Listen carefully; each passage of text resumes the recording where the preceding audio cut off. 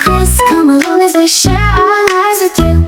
We have many adventures. We're always on the go, doing errands, traveling, casinos, and much more. Nothing to stop us now. It's time for another show. The life of Cheryl and Chris. Hit that subscribe button today and come share our lives with us.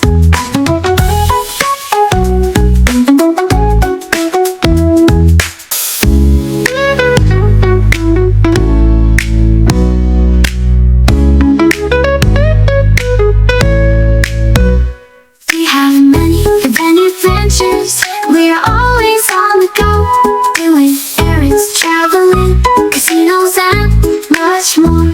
Nothing to stop us now. It's time for another show. The life of Cheryl and Chris. Hit that subscribe button today and come share our lives with us. Oh, with us. Good afternoon. This is Cheryl with the Life of Cheryl and Chris. I'm on my way to a meeting, sorority meeting, and I'm going to take you along with me. Not into the meeting, but just while I drive down the road to get to the meeting. It's about maybe 30 minutes away from my home. So I'm just backing out of my driveway now, and I'll be getting on the road. Chris, you really should move or I'll run over you again. So soon, and maybe I'll do one of my little Cheryl talks, telling you something about myself. Cheryl better talk. Are y'all ready? Are y'all ready? Stop. Ooh, girl. Ain't no diary, girl. It's a dialogue. Let it out. And thinking of the sitcoms from the 90s. Ain't no step by. More like the on the way to put it on the line. Ooh, shoot, I know you feel it, girl. Cause I know in Iowa, I'm sure they be saying, I'm sure we be jive talking. Cause you get the best of us, spark, the best of Cheryl spark. Ooh, hyperdrive. We learn something new every day. We learn something new every day. This is just the Cheryl talks, baby. I said, this ain't no Cheryl diary, baby. Y'all getting funky, I know you're about to start jiving. Ooh, baby, up, I got a jimmer. I know you might see there's a surprise in every single corner.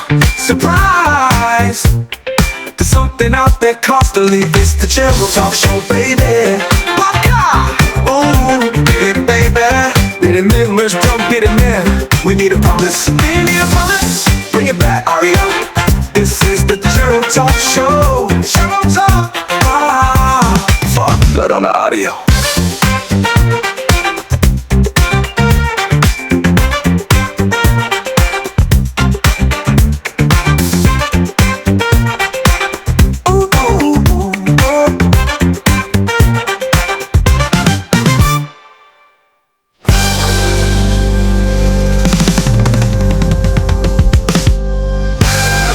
About what's going on in the world of my life or something, and I'll be right back with you.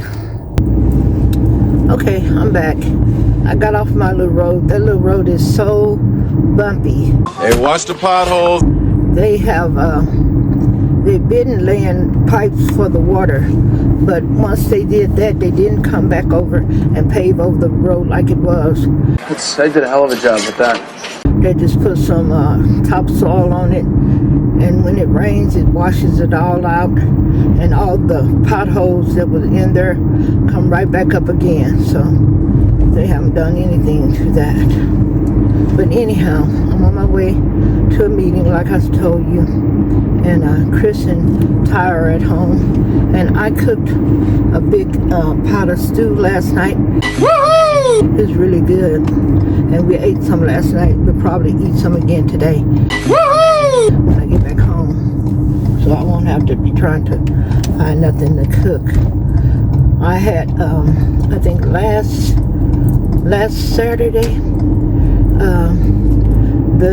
some charity organization that brings meals for seniors, and I am a senior. Like a sexy senior citizen. And they had brought us a meal, and they brought us a little stew. They brought us a little like a type of vegetable stew, and I used to make that all the time. And I had told Chris, I said, "Oh, this stew was so good. I think I'll make me one next week sometime." So when I had taken William to his doctor's appointment on Friday, and as usual, we had to stop by the store because he wanted to do a little shopping. But I didn't do a video that day because, I don't know, I just didn't feel like doing it. And, we were just trying to get in the store, let him get his little stuff. And I got a little stuff while I was in there. I got the stuff that I needed to make the stew. So yesterday, on Saturday, that's what I did. I already had some meat for it. So I had bought some vegetables. I bought the carrots, and I had some carrots too. I had some diced carrots, but I bought the vegetables that have it mixed, and they have in there, they have the English peas and the carrots together. And I bought a bag of corn, and I bought tomatoes and all that type of, I like to put the rotel in there. I bought that stuff. So I did all that yesterday. I'm getting hungry. Let's get something to eat.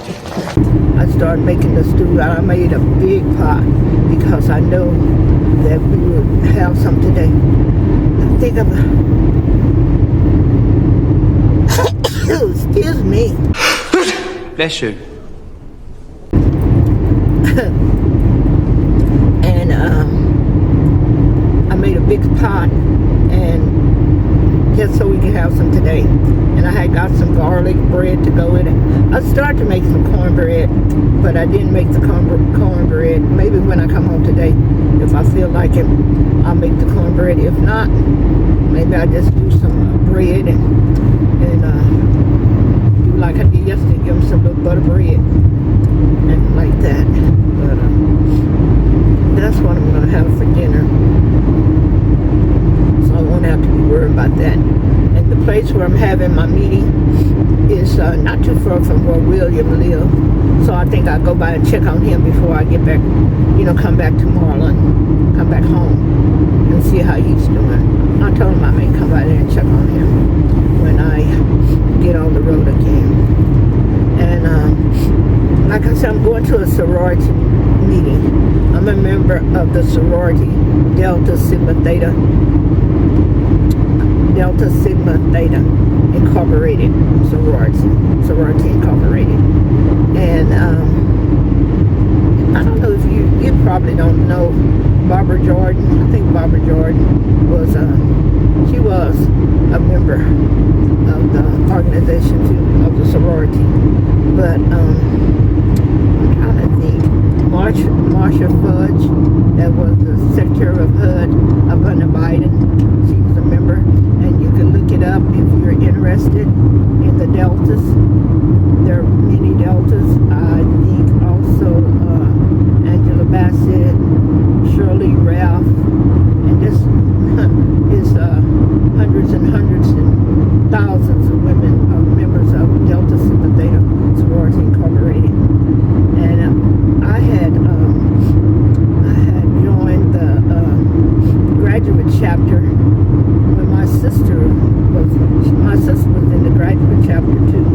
She joined when she graduated from college, and when I graduated from college, I had been out of college for a while, but she was in the organization, so they had invited me to what they call a rush, where you come and you can find out about the sorority. Most of the time you already know about it if you already know you want to be a member, but you come and you get to meet the members, and they just tell you a lot of stuff about the sorority, and you do what they call it pledging. But in college, I know people think it's really a lot what you do, but when you're doing the graduate, when you're a graduate and you're doing it like that, you're mostly just learning all about the sorority, learning about the founders of the sorority, learning the principles of the sorority, just learning all the stuff that you need to know about the sorority. It's time for you to pledge right now. And you do this for a period of time, and once you do that, then you have what they call, they initiate you into the sorority, and you cross over and you become a Delta, and you're Delta for life. You may not be a financial Delta, but you know, because once you are a Delta, they have different what they call dues and local and national dues that you pay. Wow, it costs $200. So that's how you participate in the voting at times, and you go to the conventions and all that stuff like that. But once you're a Delta, whether you're financial or not, you're still a Delta for life, because you know, you've gone through the process and you've sworn your, I don't know if it's allegiance or what they call it. It looks like it's gonna rain today. It looks mighty nasty out here. I really don't like this weather. When I had taken William the other day, at least the sun was shining, and today it's not. It's all muggy looking. Looked like it might rain. They had said it was going to rain today. We're preparing for a flood. But it's just been raining a little when we was at home, and now it's just kind of murky. You know how it gets. Well, when it's in the middle of raining and not raining, it gets that kind of murky looking feeling. And this man is behind me. He want me to get over, but I can't get over until I can. These people be trying to drive so fast. Very rude. Very rude. They will run you off the road, and I'm going to get over as soon as I can, because I know they are in such a hurry, and I'm not in a hurry. I have a time to be there, but I'm not going to try to commit suicide to get there, because I would never get there if I did that. Preach it, honey. But anyhow, I was just talking about the sorority, and when I was in college, I anticipated pledging, but I didn't get to pledge when I was in college. So once I graduated and got my degree and everything, and I had been working for a while, then I got into the sorority. And when my sister was in it, oh man, we had so much fun, because we would go to the conventions, and I knew one thing: I would always have me a roommate that I could get along with. Not that I couldn't get along with nobody else, but you know how it is when it's your sister. Y'all know each other, and y'all been knowing each other, and y'all are just, you know, y'all free. Ooh, sister, we're two of a kind. Y'all are family, and y'all know how to act with each other and stuff like that. And we had so much fun, because we would go to the meetings, and we would go to the conventions, and we went to a convention. I think our first convention, this is my sister Rosalind. I told you about her last time when I did a Cheryl talk, and I was just talking about my childhood. Rosalind was she was the fourth girl in our family, and she was 6 years, I think she was 6 years younger than I am. So she would have been, I guess she would have been 61 this year. Her birthday was December 25th. She would have been 61. But like I said before, she passed away from cancer. And oh, how I miss her. I miss her. I miss her so much. And it's just hard sometimes. You just take one day at a time, and you just go by and do the things that you have to do. Sometimes you miss your loved ones that's passed on so much. It's just, I can't even describe it. Because when everybody else, my other three sisters, they had already moved away from my hometown, and Rosalind was just there by herself. She was there with my mother. And then I decided, I moved back from, I think I was in Dallas at the time. I was living in Dallas, and I moved back to, I was living in Dallas, and I moved back to Marlin for a little while, and then I moved to Waco, and I was staying in Waco with William's dad. We were together, and I was in Waco, and we didn't make it, so we broke up, and I moved to Marlin. I moved back home with my mother just for about a month or so, and then I moved. Rosalind and I lived together for a little while, and I guess we lived together for about 6 months or something like that. I was steady looking for me a place, and then I found me a house that wasn't too far from where she was living. Like, she lived on one street, and I live adjacent to that street, or what you say, 90 degrees from that street. And it wasn't too far. We could just walk to each other's house, and we just lived close by each other. But I got my own house, and me and my kids moved over there, and I lived there until Rosalind passed away in 2015. And she knew that Chris and I were together at that time, and we was talking about getting married, and we had been going around looking for a house and everything. And so the house, she eventually bought her a house, because she was living in my third sister's house at the time, and my third sister's Vanessa, she was living in her house, and I think Vanessa moved back to her house, and so Rosalind needed to find her a place, and she found her little rent house that she rented down the street from my house. We was on the same street, in fact the same street I'm still living on now. But she found a rent house, and she moved in there, and I was like at 700 block, and she was like at 1,000 or something, you know. So she lived there for a while until she found the house that I'm living in now was Rosalind's house, and she bought that house. And the house, it was on the same street as my first house that I had. It was like my first house was 700 block, and then her house was like 900 block or something like that, not too far. So we were still living on the same street, and my mother was living around the corner in the house, which was my third sister's house, because she used to live out in our home house where we grew up. It was down, it wasn't really in the country.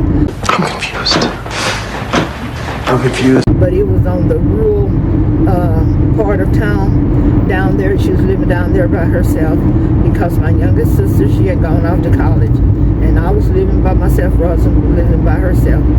So my mother and my third sister, Vanessa said, you know, Mom, you should come from down there by yourself, because I think by that time my mother's sister, who was living around the corner from her, she had passed away also. So, and my mother's mother had passed away, because they were all living close to each other too. My grandmother and my aunt used to live like next door to each other, and then my mother lived around the corner from them. I think that's something that a lot of people did back then. The people, they lived close to their families, and they were always around their families. And that's how it was with my mother and her mother and her sister. They were living close to each other. It's like musical chairs. In fact, my dad's mother and his sister, the oldest sister, they lived next door to each other also. And I was looking at something one day on YouTube on the TV, and they were saying how black families would live close to each other. And that's true, because a lot of people I know, they live like that. You know, if I just think about it a little bit, I know some people, either they live together or they live next door to each other. I don't know if that was for safety or just to be convenient. So I think it was a lot of convenience. Can I borrow some sugar? Sure.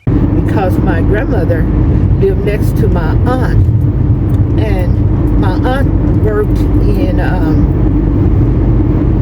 she worked out of town, in a town called Killeen, at the Army base, which was called Fort Hood.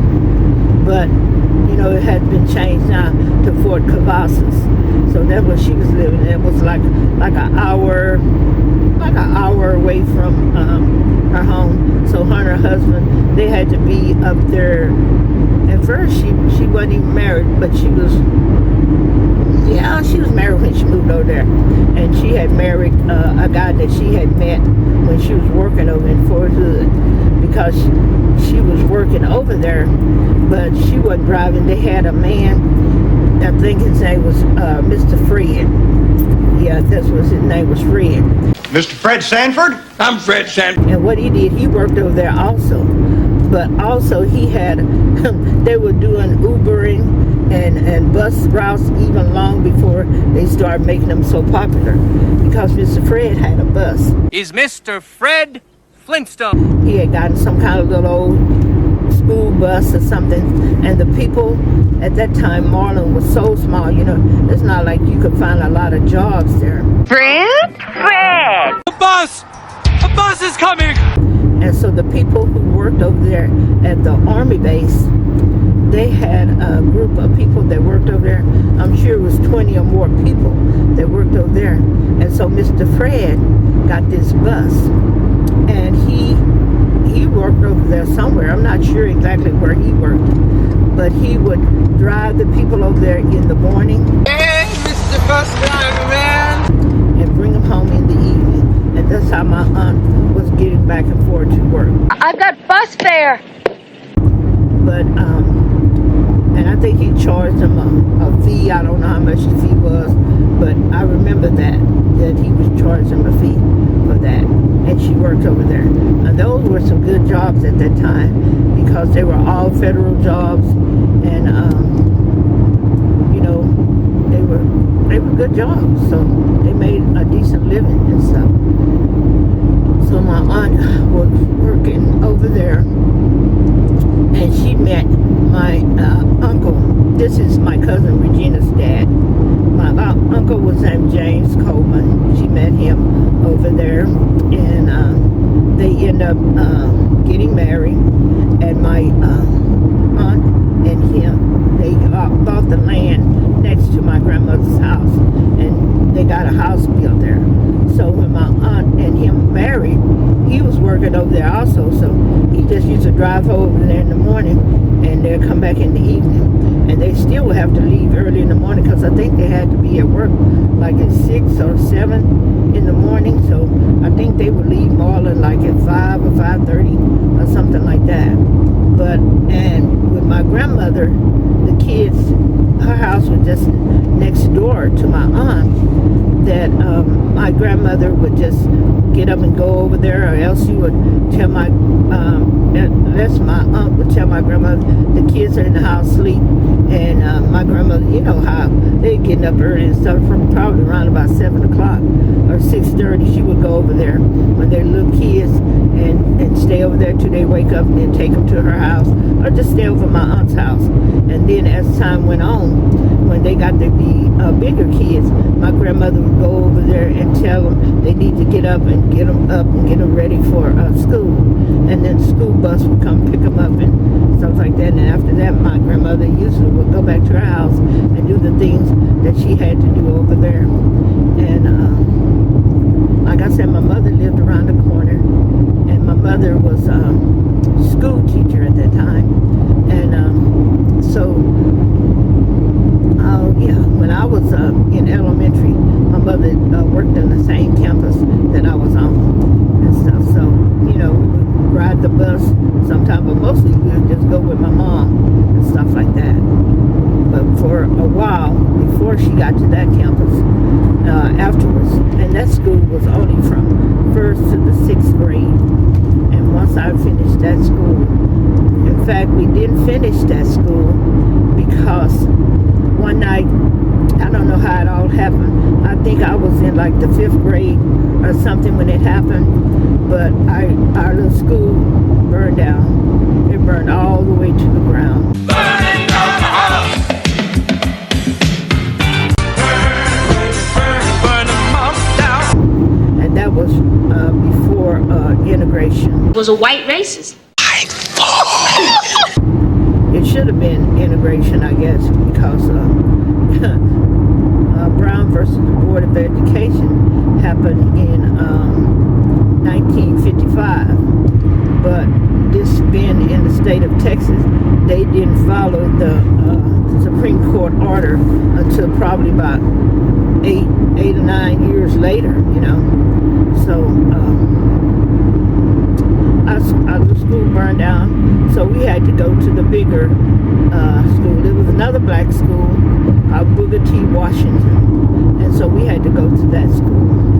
And I went to that school until I was in the 8th grade. And then finally, in the 8th grade, we had total integration of our little town. Trouble soon began.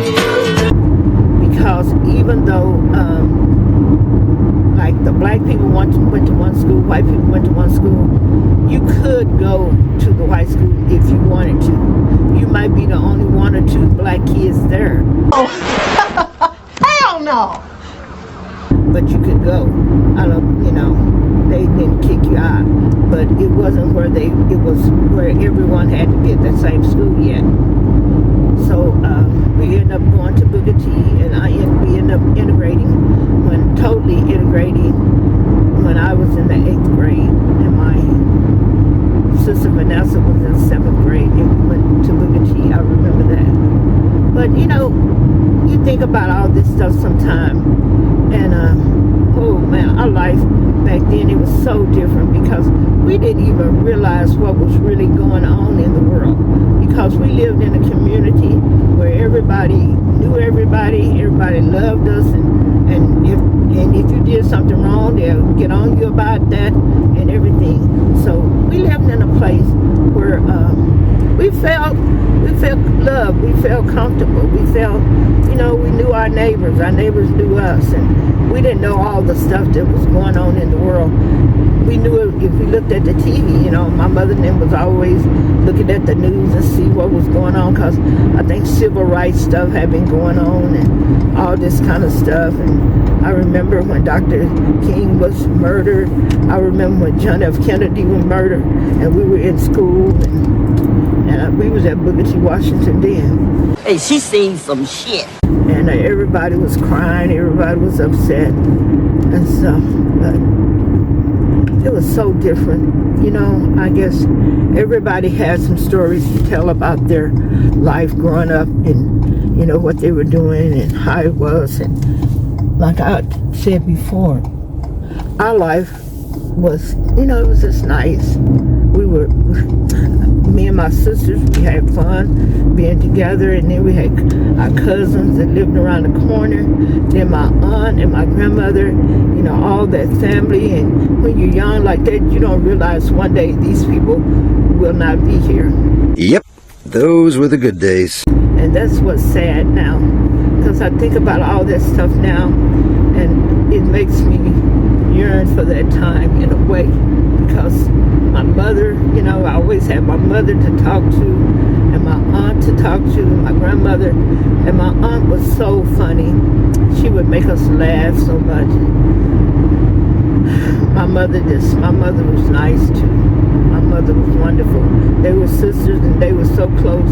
They was close just like me and my sister Rosalind, because my mother would always go places and take my aunt. She would drive for my aunt, and I would drive for Rosalind. And you know, you never even think about that stuff when it's going on. But you know, we had a lot in common then. Only difference was my mother only had one sister, and I had 4 sisters. But we had a lot in common. And as time goes on, as time went on, Rosalind, like I said, she passed away. And then shortly after that, like a month or 6 weeks after that, my mother passed away. And so it was just me down here in my small town. And my sister Valerie, she had come back, and Vanessa had moved back too, but she didn't live in the same town. She lived like 30 minutes away. But now, I just think about this sometime, and I just really miss that time because it was a really good time. And I'm getting close to my destination, so I'm gonna get off the video right now, and I won't say bye at this time. When I finish up my meeting and get back home, I'll talk a little bit before I get back on the road, and then I'll close out then. So I'll be back after that. Okay, this is Cheryl. I'm back.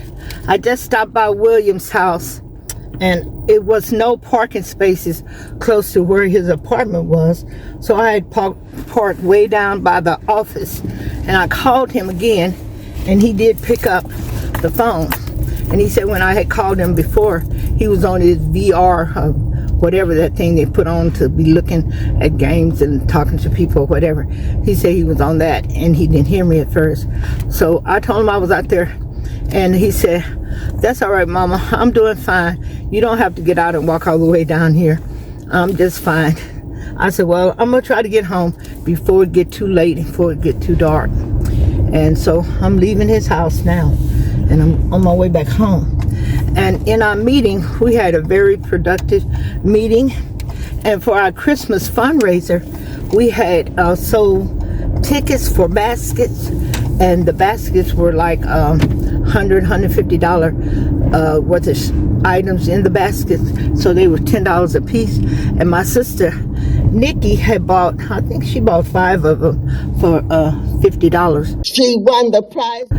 And she won the second and the fourth basket, and they turned out being the same basket. I have to tell her that she won, and I'll take a picture of the baskets when I get home so I can show you how beautiful they looked and everything. And she'll be surprised about that. She had called me during our meeting, and I didn't get to talk to her because I told her I was at the meeting, and you know, I didn't want to get off my phone. I didn't want to mess up the meeting by talking to her, so I didn't do that. So I'll call her in a little while and talk to her and let her know that I was in a meeting and that she had won 2 baskets. She's going to be very surprised about that, because she's always saying that I always win whenever, you know, they have baskets of gifts or whatever to give out. She said, "Cheryl, you're so lucky. You always win." She gonna feel really lucky too now, I guess, because she's won. But either I'll keep the basket until she comes for March, or she'll tell me what to do with it, and I'll tell her what's all is in it and everything like that. I'll take a picture when I get home and let her know that she has won both of the baskets. So that's how it is. I know Chris gonna be talking, because Chris said he know he was gonna win one of those baskets, but he didn't. But we'll see what's in the baskets first, because they were like unisex baskets. Well, they weren't unisex. They had some for young people, old people, and whatever basket you get, if you can use it, you just have to give it on to somebody else, because that's how we did the baskets. So we'll see when we get home what's in the baskets, but that's what I'm doing, and I'll talk to you for a while. I have a coupon to go by the grocery store to pick up a chicken. I'm gonna try to go by there and do that if I don't forget it before I leave town, to go by and pick up that chicken with that coupon that my cousin had given me. So I'll do that. And like I said, we were talking earlier about you know, I was telling you all about when I was growing up and my family and all that stuff like that. And also I have gotten the DNA kit, and I had got that for myself after Christmas because I wanted to do that. And my son was just asking me the other day, had I done the kit, had I mailed it off yet? And I haven't even mailed it off yet. Wait for what?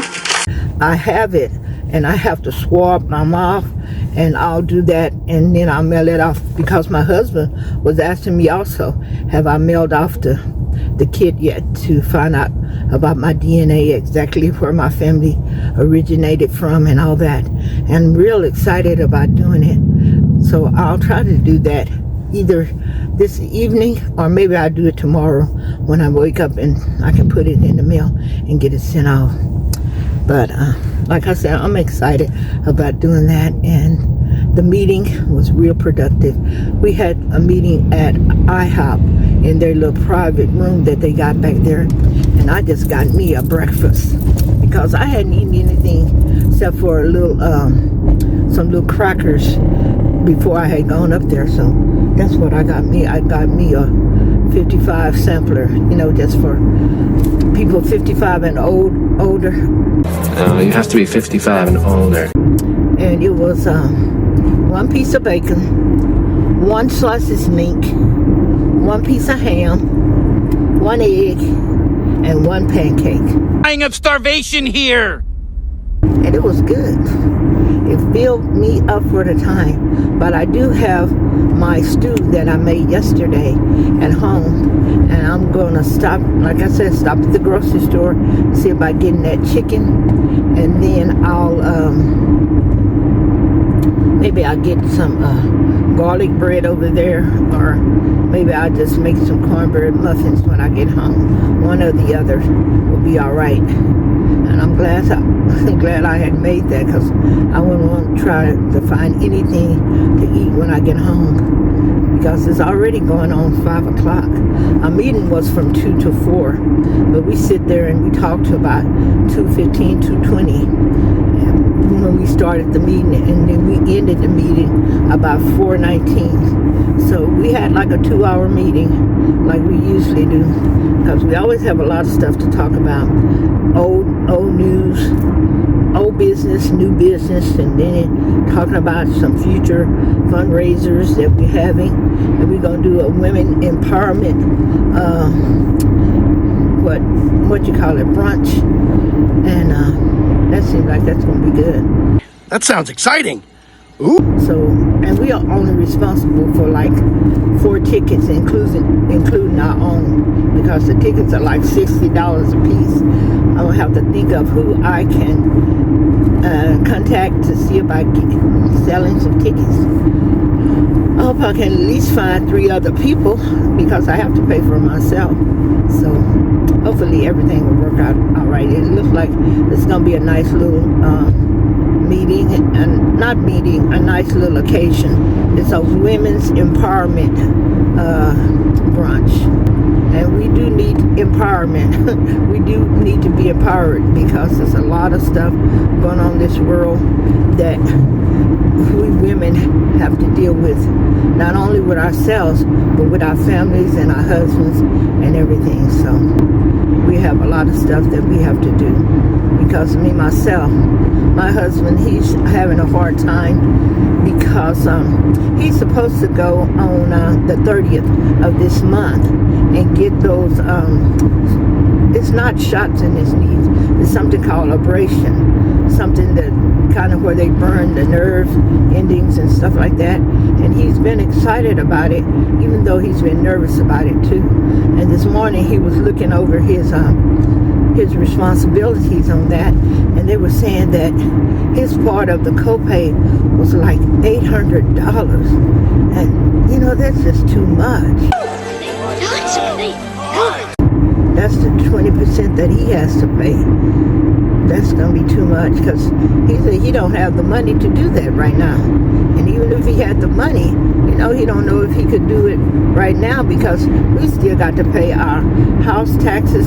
I have to pay the house taxes at the other house that we don't live in, and that's, you know, a big amount. And then he has to pay the taxes on the house that we do live in.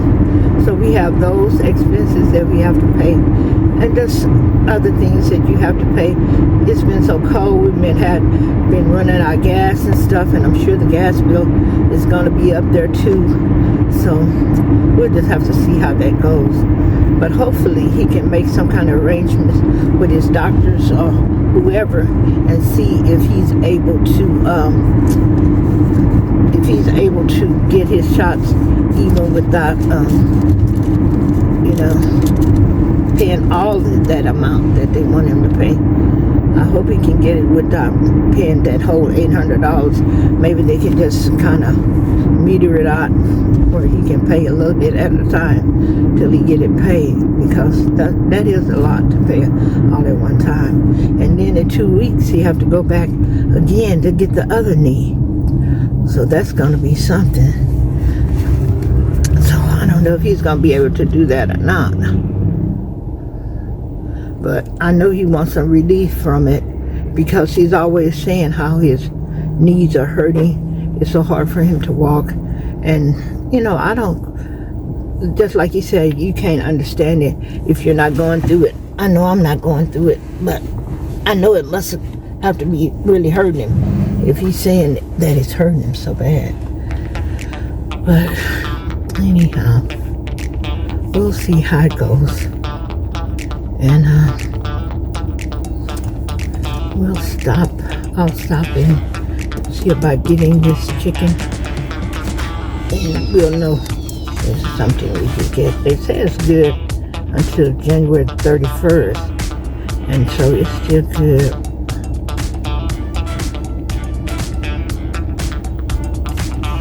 I just have to take it in there and see if I can get it. Anyhow, so, and once I finish that, I'm just going home and get ready to have dinner and everything. And it's supposed to start raining. I hope I can get home before it starts raining too much and stuff like that. So, I don't know what the weather's supposed to be tomorrow. But I may not even go by there and get the chicken, because you know, it's starting to rain. I don't want to be up here in this rain.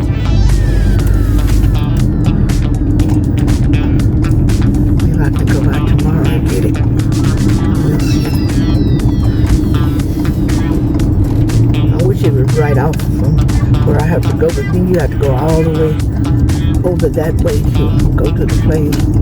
And I just want to get straight on this highway and go on home. That's what I'm gonna do, I think. Just go straight on the highway and go on home.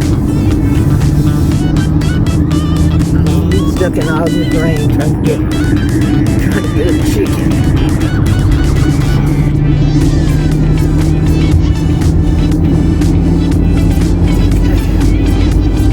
Well, that was what I did today. I got up and I didn't even go to church today. I hadn't been going lately. Even though I don't go, I always try to get up and make sure I read my word daily, the word that I read each day, and say my prayer, and pray for the world, and pray for my family and the things that's going on in my life. So that's what I do from day to day. Each day I do that, even not only on Sundays, but from Monday through Sunday. Whenever I don't go to church, I still read my daily word every day, and I try to live my life in a way that, like people always say, what would Jesus do? I try to live my life in a way I think the Lord would be pleased with me, because this world can be so cold and so people just don't understand. You know, the way they're treating people now, it's like nobody is thinking about if it was me, would I want somebody to treat me like that? And I know I wouldn't want anybody to treat me like that. I really feel for these families who have been here for a long time, trying to make a better life for themselves.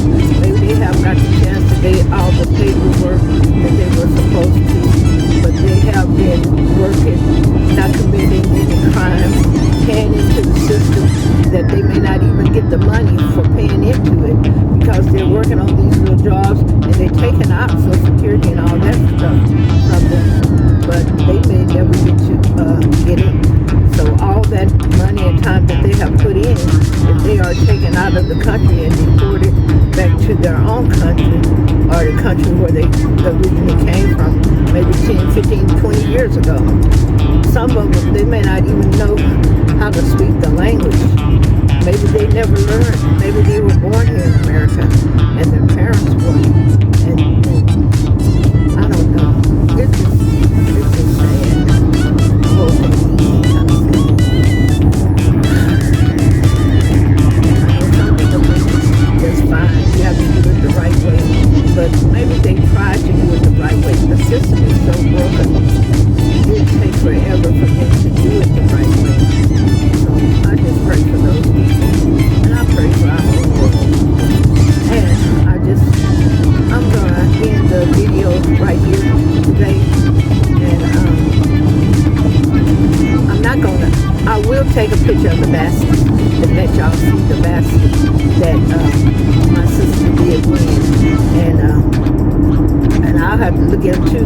all in there. It looked like it got a lot of good things in there. It looked like it had some kind of exercise mat or something in there, and something like that. So I'll have to. I'll call her and let her know that she's going to basket and what's in the basket. Tell all about that tonight when I call her. But anyhow, remember that we are the carers, and Karen is sharing, and we are sharing our life with you. Remember to like, comment, and subscribe. Please like, comment, and subscribe. Subscribe is free. We're trying to get our subscriptions up. So just subscribe. And if you like this kind of content, put a like on there. If you don't, I guess you could put thumbs down, but I really don't want that. Put thumbs up for me. Okay? I'll get you later. Bye. Even though this episode comes to a close, we have many more to explore. Just hit that subscribe button. We are the life of Cheryl and Chris. We gon' share our lives with you. Don't forget to drop a like and a comment, would be very nice too. We are the life of Cheryl and Chris. We gon' share our lives with you. From showrooms to casinos and even across the country too. We are the life of Cheryl and Chris, taking you places, showing you around. Come hit that like button, please hit that subscribe so we can see you around.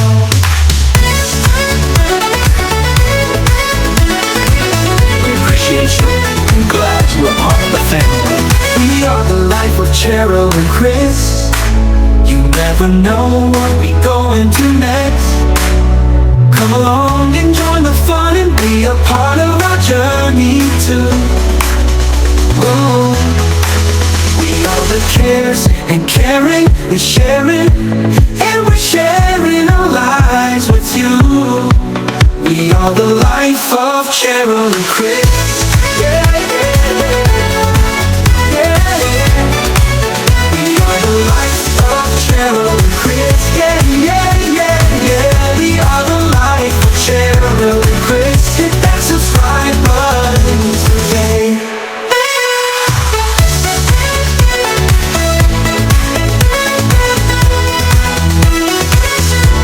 We are the life of Cheryl and Chris. We gon' share our lives with you. From short errands to casinos and even across the country too. We are the life of Cheryl and Chris, taking you places, showing you around. Come hit that like button, please hit that subscribe so we can see you around.